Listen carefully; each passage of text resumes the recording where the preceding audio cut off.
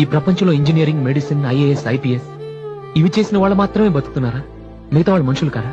ఒకవేళ సంపాదనలోనే ఆనందం ఉంటే లక్షల లక్షలు సంపాదించే డాక్టర్లు, సాఫ్ట్వేర్ ఇంజనీర్లు డిప్రెషన్ గురై ఎందుకు నాన్న సూసైడ్లు చేసుకుంటున్నారు? ఆనందం డబ్బు సంపాదించడంలో లేదు నాన్న, మనకు నచ్చిన పని చేయడంలో ఉంది. నేను వంటవాడిని, పెళ్లి కూతురు పేట్ల మించి వెళ్ళిపోయింది. అయినా మీరు వంట చేయడం ఏంటండి? సిగ్గు చేయడు. ఫోన్ చేయడానికి నేను సిగ్గు, వంట చేయడానికి ఎందుకండి? మనలో చాలా మంది సినిమా హీరోలు అవ్వాలనుకుంటాం, కానీ పైకి చెప్పం. ఒకవేళ ఎవరిని చెప్పినా నవ్వుతాం. అదే వాడు నిజంగా హీరో అయి వస్తే ఆటోగ్రాఫ్ల కోసం ఒకళ్ళొకళ్ళు తొక్కుంటూ వాడు వెనకాల పడతాం. మెకానిక్ షెడ్ లో పనిచేసే వాళ్ళు, కాంట్రాక్టర్లు అయిన వాళ్ళు ఉన్నారు.